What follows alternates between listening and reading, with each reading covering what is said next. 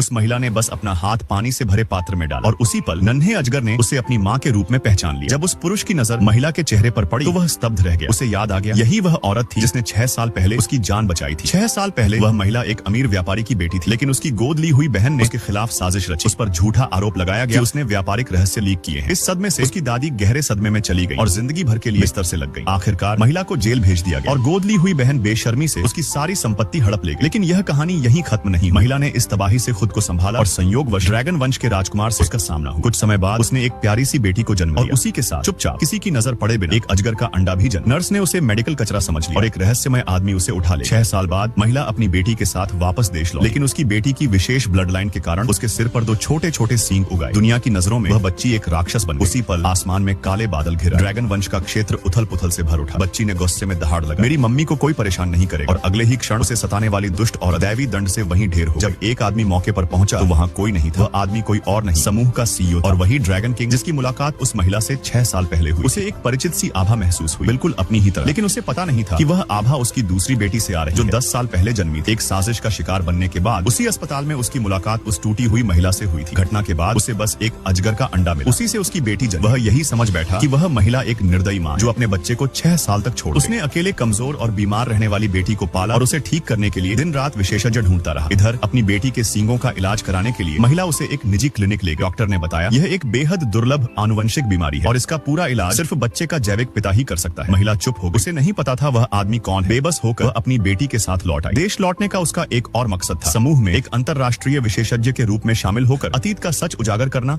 और बदला ले। डेस्टिनी के पहिए घूमने लगे। वह अपनी बेटी के साथ समूह के दफ्तर पहुंची, लेकिन वेटिंग रूम में दूसरे उम्मीदवारों ने उसका मजाक उड़ाया। उन्होंने कहा जो औरत बच्चे को लेकर इंटरव्यू देने आए उसे यहाँ होने का कोई हक नहीं। तभी भीड़ में से एक जानी पहचानी आवाज आई। वह उसकी गोद ली हुई बहन थी, अब उसकी सबसे बड़ी दुश्मन। खुद को अमीर खानदान की वारिस बताकर इंटरव्यू देने आई। उसका लक्ष्य सिर्फ पद नहीं, CEO की पत्नी बनना भी था। महिला को जिंदा और बेटी के साथ देखकर उसने सबके सामने उसका अपमान किया, लेकिन उसे नहीं पता था यह अब वही बेबस लड़की नहीं थी। महिला ने उसे जोरदार थप्पड़ मारा और सबके सामने कहा मैं इंटरव्यू देने नहीं आई, मुझे CEO ने खुद विशेषज्ञ के रूप में बुलाया। पूरा हॉल सन्न रह गया। इसके बाद जो परीक्षा हुई वह और भी चौंकाने वाली। CEO की बेटी को शांत करना। उस उग्र स्वभाव वाले नन्हे अजगर के सामने सब नाकाम हो गए। गोद ली हुई बहन ने हद पार कर उसने उंगलियों पर खाना लगाकर बच्ची के पास बढ़ने की कोशिश की। उसी क्षण महिला के दिल में अजीब सा दर्द उठा। उसने उसे जोर से धक्का दिया और एक भयानक हादसे को टाल दिया। सबकी हैरान आंखों के सामने महिला धीरे धीरे नन्हे अजगर की ओर बढ़ी। जो बच्ची अभी उग्र थी वह उसके स्पर्श से तुरंत शांत हो गई। दरवाजे पर खड़ा CEO सब कुछ देख रहा था। महिला ने बस अपना हाथ पानी में डाला और अजगर ने उसे अपनी मां मान लिया। तभी ड्रैगन किंग ने उसका चेहरा पहचाना, यही थी वह औरत 6 साल पहले वाली। लेकिन उसी पल गोद ली हुई बहन महिला को जोर से धक्का दिया और ठीक उसी समय CEO आगे बढ़ आया।